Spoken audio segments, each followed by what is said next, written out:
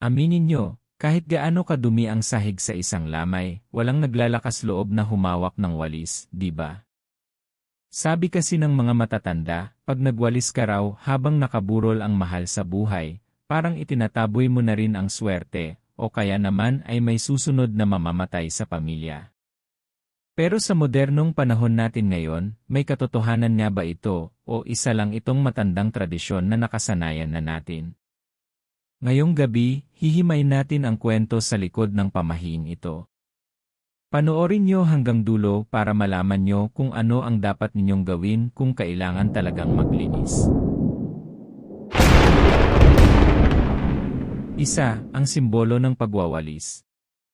Sa kulturang Pinoy, ang pagwawalis ay hindi lang paglilinis ng dumi. Simbolo ito ng pag-aalis o pagtataboy. Kaya kapag may lamay, pinaniniwalaan na ang pagwawalis ay tila pagtataboy sa kaluluwa ng pumanaw na hindi pa nakakaalis ng tuluyan. Imbes na maramdaman niyang welcome siya sa sarili niyang pamamaalam, parang pinalalayas mo raw siya. 2. Ang takot sa sunod-sunod na kamatayan. Ito ang pinakamabigat na dahilan. Sabi ng mga lolo at lola, kapag nagwalis ka sa gabi ng lamay, parang winawalis mo rin daw ang mga natitirang miyembro ng pamilya patungo sa kamatayan.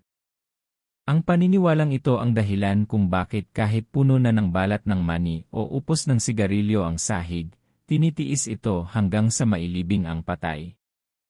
3. Paano kung kailangan talagang maglinis? May hack ang mga matatanda rito. Kung hindi na talaga pwedeng tiisin ang dumi, bawal gumamit ng walis tambo o walis tingting. Ang ginagawa ng iba, pinupulot lang ang dumi gamit ang kamay o kaya ay basang-basahan para hindi mawalis ang swerte o ang kaluluwa. Ang mahalaga, hindi ka gagawa ng kilos na parang nagpapalayas. 4. Ang pinagmula ng pamahiin. Kung iisipin natin sa lohikal na paraan, ang pamahiing ito ay maaaring paraan din ng mga ninuno natin para bigyan ng pahinga ang mga nagdadalamhati. Sa gitna ng lungkot, hindi mo na dapat iisipin ang gawaing bahay. Pero dahil sa takot sa malas, naging isa na itong batas na sinusunod ng halos lahat. 5. Respeto sa tradisyon. Naniniwala ka man o hindi, ang hindi pagwawalis sa lamay ay naging simbolo na rin ng respeto. Respeto sa pumanaw at respeto sa nararamdaman ng mga naiwang pamilya.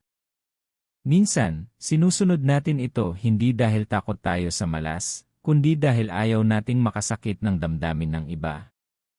Kayo, nakaranas na ba kayong mapigilan sa paghawak ng walis nung bumisita kayo sa isang lamay? O baka naman may iba kayong paraan ng paglilinis na hindi labag sa pamahiin? Ay comment nyo yan sa ibaba. Sana ay may natutunan kayo sa videong ito.